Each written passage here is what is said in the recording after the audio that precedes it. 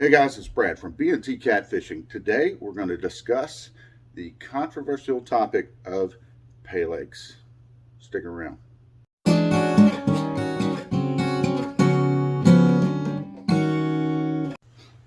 Okay, folks, so let's get into it. Everybody gets asked at some point or another what their thoughts are on Paylakes. Um, and I guess we have to try and look at both sides of that issue.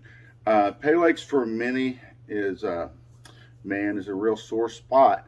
Um, they look at, for one thing, a pay lake a lot of times is a 2 or 3 acre lake or so, or a large pond where you've got tons of fish in there.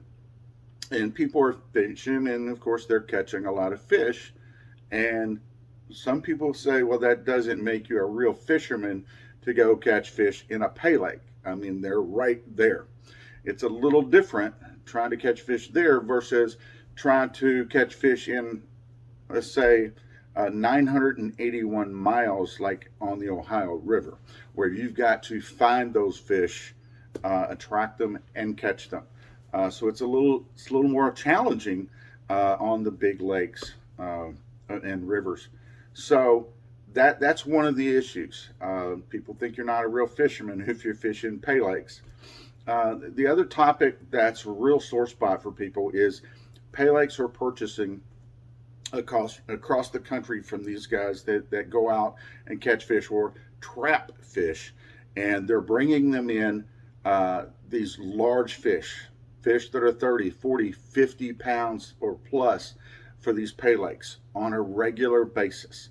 So they're cutting down the fish in the lakes and the rivers that are trophy size fish that generally people catch and put back in the water, but they're also in the water, they're put back to reproduce. And it takes a long time to produce these trophy fish. And they're being taken out of their natural waters, put in these pay lakes for money, so these people can make money off of time and time again. And these fish to live a miserable life and usually die in those pay lakes. But the thing is, I remember when I was younger and even into my early 20s and 30s, thinking about going to a body of water that had that one large fish in there. Yeah, we had one we called Kong, and the idea was to go catch Kong. It wasn't, I'm going to that place because I know there's, 40 large fish in there. I'm going there to catch the fish, right? And, if some of these pay lakes would, be under the mindset of, look, most people are happy with 5, 10, 15 pound fish, and if you put one, 30 pound fish out there, right?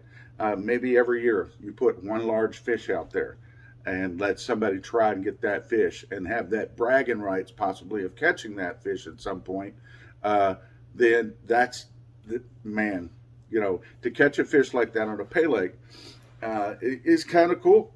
You don't need to have 40 large fish caught out of there in a month to be a successful pay lake and for people to have fun.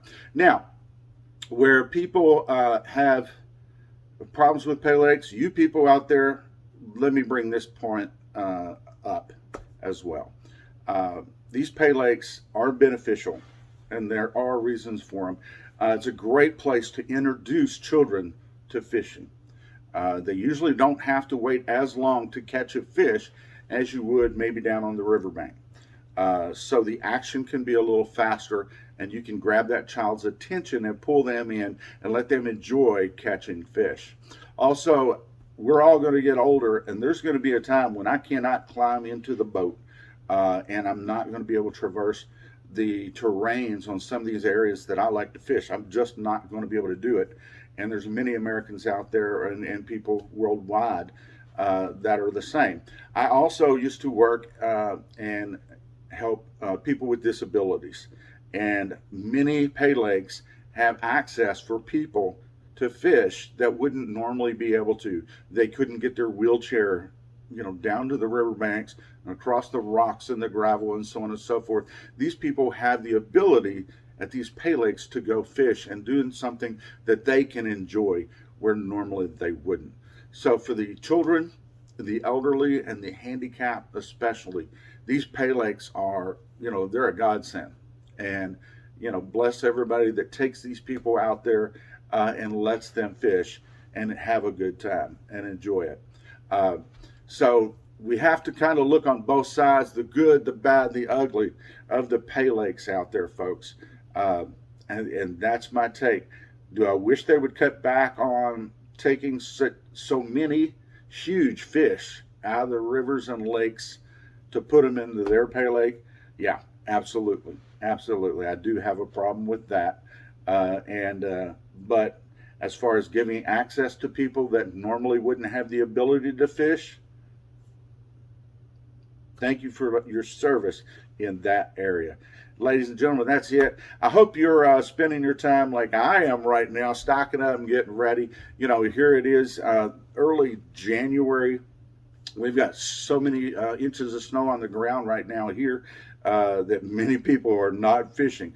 But we're going to sneak that in when we can here and there. And Miss Tammy will be definitely out there fishing, every opportunity we get. But for most people, it's the time to stock up those tackle boxes and put some new lines on those reels and get things cleaned up and ready to go for the next season. Guys, I hope you enjoyed this episode and my view on pay lakes.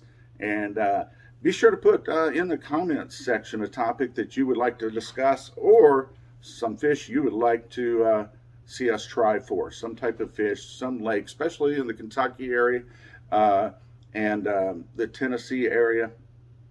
This year I think we're going to hit, but Indiana, we're game. So if you'd like us to fish there, put it in the comments section.